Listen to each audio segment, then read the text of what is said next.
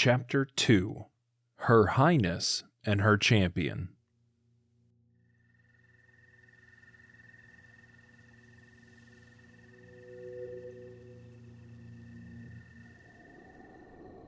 The chirping of crickets filled Link's pointed ears as he began to stir. His eyelids slowly opened, revealing fatigued blue irises beneath. He stared upwards, unable to process anything due to his aching head. It wasn't until a vivid image of Calamity Ganon's cloudy jaw opening wide to swallow a helpless-looking Zelda flashed in his mind that caused him to fill with fear. He quickly attempted to raise himself up. However, pain surged through every nerve in his body. Link immediately fell back, coughing from the impact. He opened his eyes again, trying to concentrate harder than before as he furrowed his eyebrows. He lifted his pounding head as best as he could, quickly inspecting his surroundings as he tried to control his labored breathing. The pain in his head immediately increased, causing his vision to blur.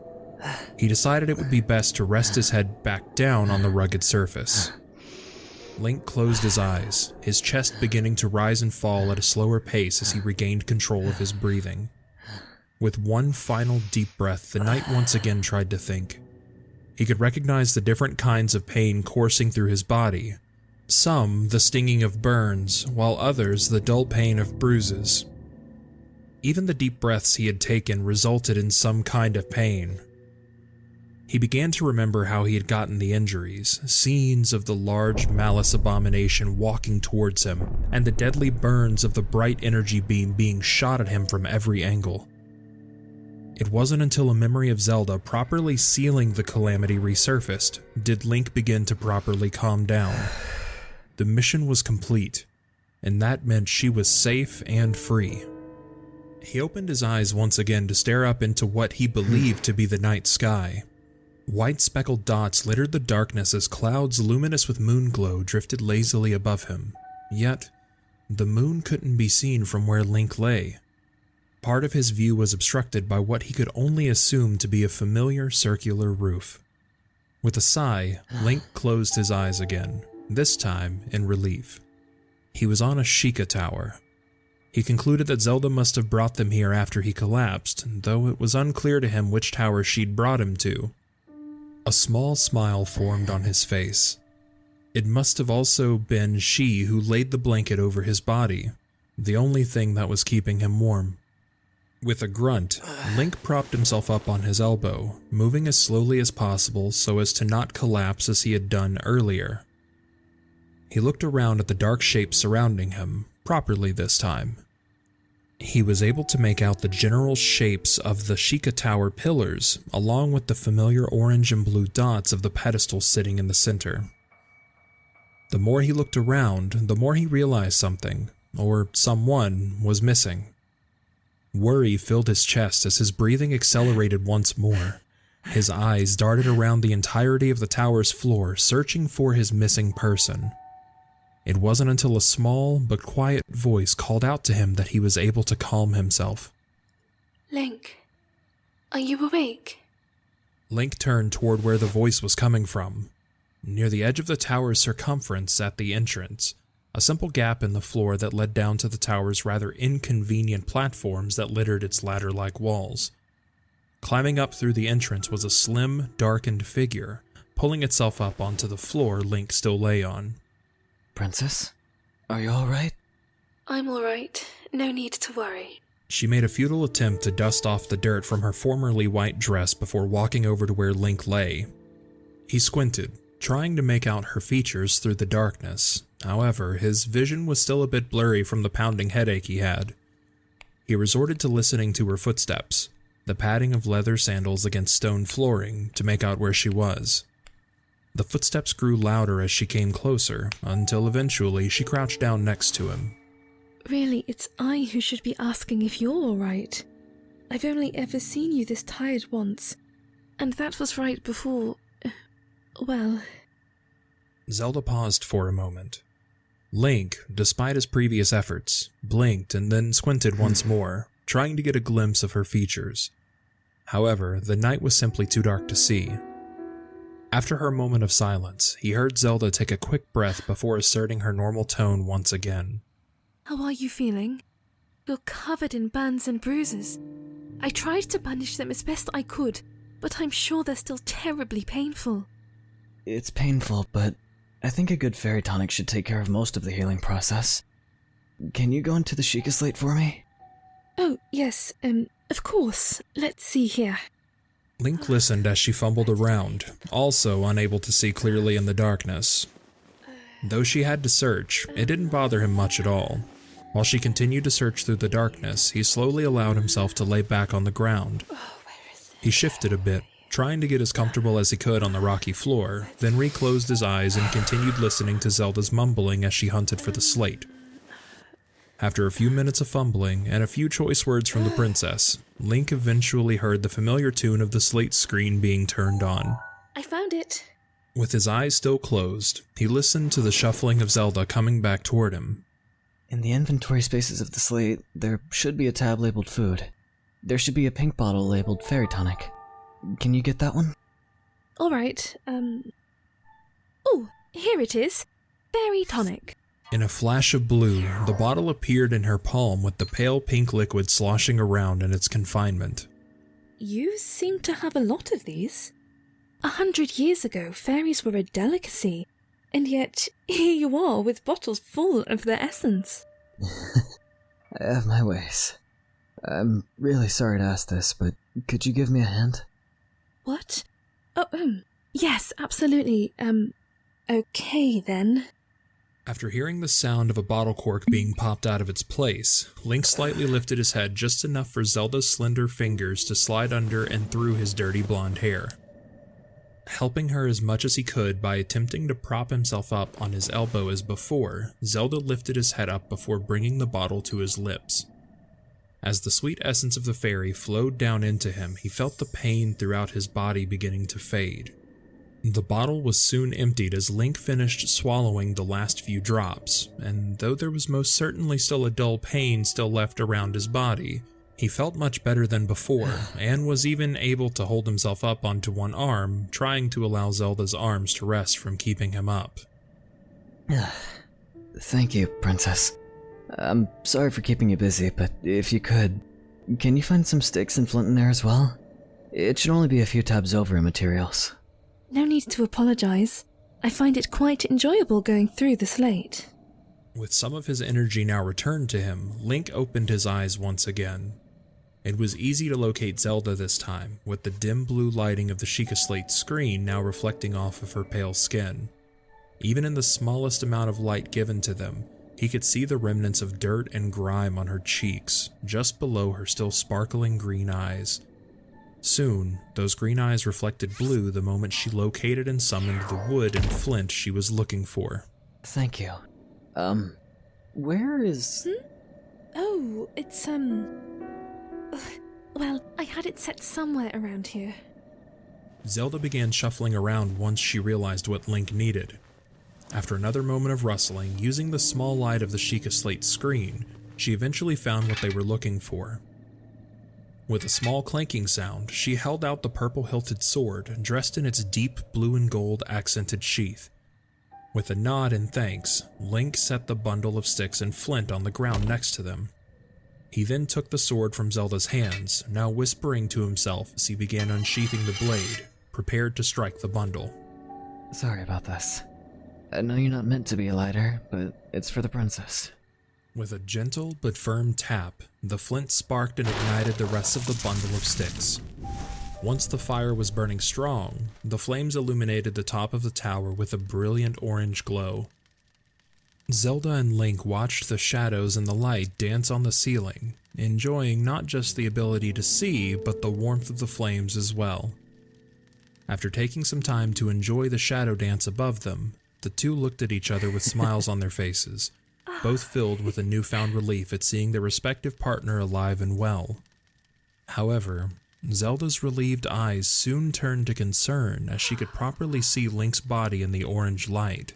Link, even after the fairy tonic, you're still gravely wounded. You should drink more of the fairy's essence. While I do have an abundance, Princess, that doesn't mean it was easy to gather or make. This is fine. I can manage like this and heal naturally, or we can find materials for a potion or something later on. You know, sometimes a good meal is all you need to feel much better. Do you have anything in there to bandage you up with at least? Worried, Zelda raised the Sheikah slate, giving it a tap to brighten the screen once more. Link watched as she thoroughly scanned the device for anything she could use to bandage him, amused by the feeling of being taken care of for the first time since he had awakened from his 100-year slumber. With a sigh, he slowly reached into his back pouch and pulled out a roll of bandages. These were in my pouches whenever Emperor gave me my tunic back. I never ended up using the rest of them. Well, they'll have to do. Taking the bandages from his grasp, she unrolled them before reaching out her hand to take his palm into hers. Rolling up his sleeve, she inspected his arm for any welts and bruises that remained, and after a brief inspection, she began wrapping the white bandages around any area that seemed seriously wounded. Though her touch remained pleasantly gentle, Link still couldn't help but hiss through his teeth as the welts seared. I'm sorry, but please bear with me, alright? Of course, Princess. He balled his fist in order to control himself as she continued to bandage. However, Zelda had paused her bandaging job and looked up into his eyes for a moment at the sound of that last word. She had only halted her work for a moment though, before simply continuing on with her first aid. Finishing her first bandage, she began prodding Link's arm in order to choose which injury she would cover next. This reminds me of the time on the mountain, you know. These even feel like the same bandages as then. They probably are the same bandages from back then. I don't think I ever took those out of my pouch after you finished dressing my arm. I'm sure they just sat in Impa's closet along with my tunic for the last 100 years. I said it back then, and I'll say it again. As brave as you are, that does not make you immortal. You really scared me out there. Scared you? During your battle, you blocked one of Ganon's deadly attacks with just your shield, and then your sword alone. That was simply reckless. One wrong move and you could have easily died. Right. I did do that. Sorry. I didn't know what else to do at the time. Especially when I blocked with the Master Sword. It just told me what to do, so I... The sword spoke to you? Properly? Yeah. In fact, I didn't notice at the time because of the battle. But it's the first time it's ever spoken to me. I'm glad it did, though, otherwise I probably would have died. It spoke to you once before, didn't it? It did. But how did you know? By the time it spoke, you had practically... well... Link noticed her slender fingers beginning to slow as her voice began to trail off. Noticing her hesitation, he chose to continue for her. I just barely heard you mention it before I really passed out. I remembered after going out in the fields in front of Fort Hatino. It was one of the places Impa wanted me to visit, specifically last. I see. Well, I'm glad you can finally hear the sword. And I'm truly glad you came out of the battle alive. Thank you. The two sat in silence for a moment, other than Link's suppressed hisses of pain every now and then. However, he could easily feel the mood in the atmosphere change. He cleared his throat, preparing to try and lift the mood back up. So, Princess, if I may ask, how did you get us here? Did you use your sealing power? No, actually. I was able to figure out the teleportation feature on the Sheikah slate. I brought us to the Great Plateau Tower, seeing as it had the least amount of monsters. I see. Then, where did you go earlier? You weren't here when I awoke. I, actually went to see my father's cabin. You, knew about that? I was watching you closest when you first awoke from your slumber. His Majesty's death and those of the champions. You must really be hurting. It's alright, Link. Allow me to finish bandaging this for you. The champions, they had some final words they relayed to me before I left the Divine Beasts. Some of them wanted me to pass on some words. Link, really, I heard. I wasn't able to see much of your journey, but I was able to see the important parts. I heard their words. I see. Well, I'm glad you didn't see everything. That really may be a good thing, seeing how many mistakes I made. I noticed a few things, many of them being your failed cooking experiments. What did you call them? Dubious food? Well, I may be a good chef, but there's always room for improvement. I think you're the one who taught me that experimentation can lead to great results. Not every attempt goes according to plan, but that's how one learns, right? I envy that about you. For what? For never giving up, even when it doesn't go your way. You have an unbreakable spirit. One that'll keep trying no matter how many times you're knocked down. It's what really makes you special. Well, I learned from the best. As the silence stretched, Zelda finished tying up the last of his bandages. Link stared down into her barely visible features, watching as she adjusted his sleeves in order to ensure they weren't uncomfortable for him. He could have sworn he had seen a slight glint of red in her cheeks, but before he could confirm, he felt a gentle pat on his wrists. Your other arm was your shield arm. That should be okay, yes? Yes, Princess, it'll be just fine. Thank you for patching me up. Stop that. Huh? Link looked up in confusion, unaware of what she was referring to. Apparently frustrated at his lack of understanding, Zelda furrowed her brow. You stopped when we were in private 100 years ago, but now things should be even more appropriate. Please, stop calling me Princess. Call me by name, just like you used to when we were on our travels back then. Reaching over, Link picked up the Sheikah slate from the floor. With a few quick taps, a few large pieces of cloth appeared in a flash of blue light. I see those bags under your eyes. Why don't we get some rest, Zelda? Yes. I think I'd like that. Taking the cloth from him, she laid it onto the rocky flooring. After laying down and getting comfortable, she turned back to Link, yawning as her eyelids began to droop, a sign she was drifting away. Link, Yes?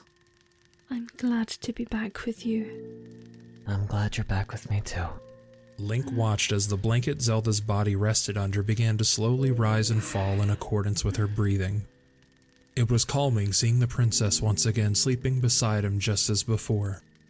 However, the smile didn't last long.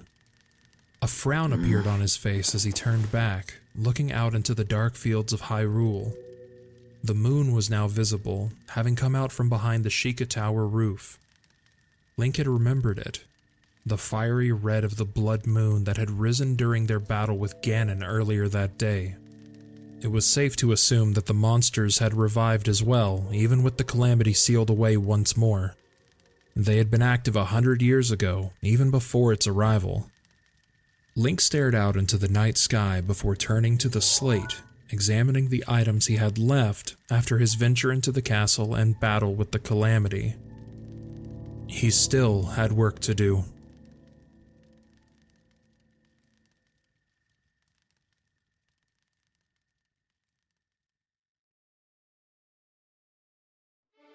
Thank you for listening to this installment of the Couple of the Wild Audioplay.